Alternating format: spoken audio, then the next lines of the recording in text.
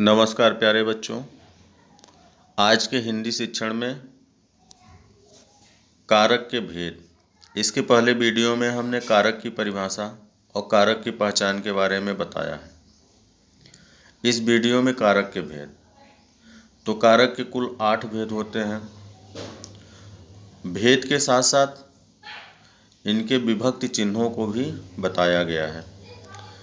कर्ता कारक विभक्ति चिन्ह ने कर्म कारक को करण कारक से के द्वारा, संप्रदान कारक को के लिए, अपादान कारक से, संबंध कारक का की के रा री रे ना नी ने आदि, अधिकरण कारक में पर, संबोधन कारक ऐ हे अरे ओ आदि। इसके आगे है कर्ता कारक। तो कर्ता कारक की परिभाषा। सबसे पहले वाक्य में कर्ता होता कौन है? जो क्रिया को संपन्न करता है या किसी कार्य को करता है। तो यहाँ परिभाषा बनती है, क्रिया को संपन्न करने वाला कर्ता कारक होता है।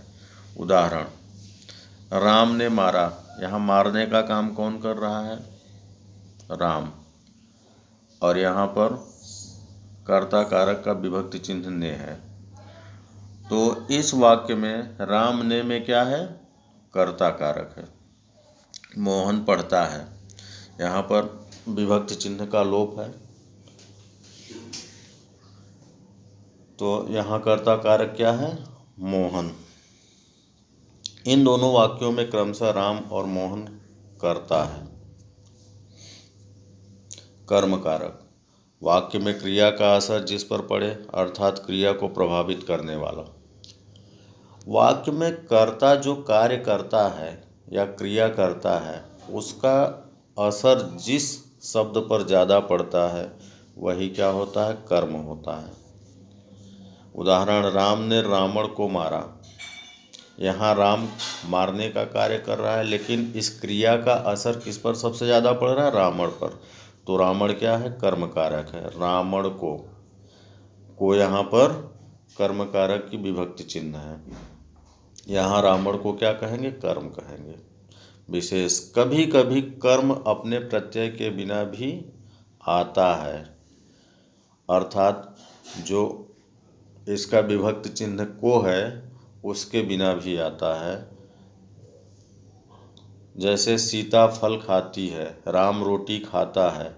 यहाँ पर को विभक्ति चिन्ह का लोप है, लेकिन फल और रोटी में क्या है? कर्म कारक है। करण कारक, क्रिया का साधन या उपकरण, अर्थात क्रिया को पूरा करने के लिए जिन साधनों या उपकरणों का प्रयोग होता है वहाँ करण कारक होता है। जैसे श्याम कलम से लिखता है। श्याम लिखने के लिए किसका उपयोग कर रहा है? कलम। तो यहाँ पर ये क्या है? कलम एक उपकरण है, यहाँ पर करण कारक होगा।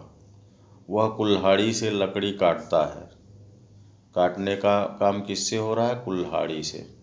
तो कुल्हाड़ी में क्या होगा? करण कारक होगा। आगे है संप्रदान कारक। जिसके लिए कुछ किया जाए या जिसे विधि पूर्वक कुछ दिया जाए वहाँ संप्रदान कारक होता है।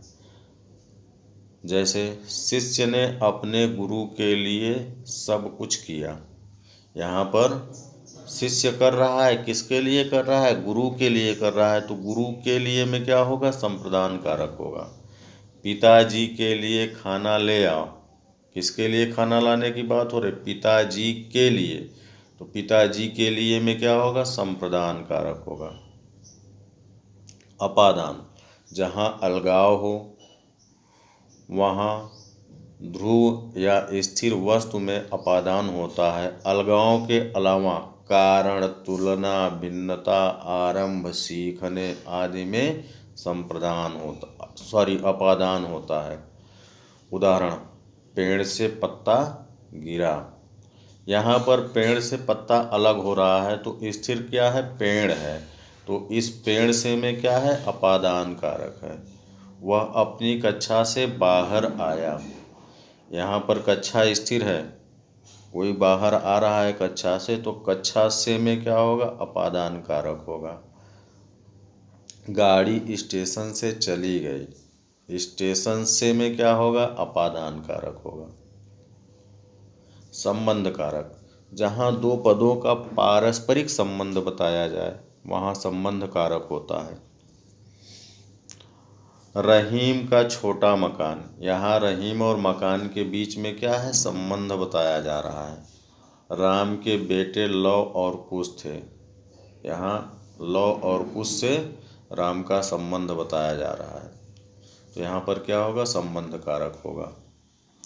अधिकरण कारक, जो क्रिया का आधार, स्थान, समय, अवसर आदि का बोध कराए, वहाँ पर क्या होता है, संबंध कारक। जैसे लड़की घोड़े पर बैठी है, यहाँ पर आधार क्या है, घोड़े पर, तो इसमें क्या होगा, अधिकरण होगा। वह अपने कमरे में बैठा है, कमरे में, तो स्थान बता रहा है कमरे में, यहाँ पर भी क्या होगा, अधिकरण कारक होगा। संबोधन कारक, किसी को पुकार कर संबोधित किया जाए तो वहाँ संबोधन कारक होता है। जैसे उदाहरण में दिया है, अरे भाई जल्दी आओ, तो अरे भाई में क्या होगा, ये संबोधित करने के लिए है तो संबोधन कारक होगा। हे राम दया करो आदि में क्या होता है, संबोधन कारक। यहाँ पर हे राम संबोधन के लिए है तो यहाँ क्या होगा, संबोधन कारक होगा। तो इस प्रकार कारक के भेद और उनकी परिभाषा तथा उदाहरण बताया गया। हमारा वीडियो कैसा लगा कमेंट बॉक्स में ज़रूर लिखना। इसके साथ साथ चैनल को सब्सक्राइब करिएगा, जिससे आने वाली वीडियो आप तक पहुंचती रहे, और इस वीडियो को शेयर भी करिए। धन्यवाद।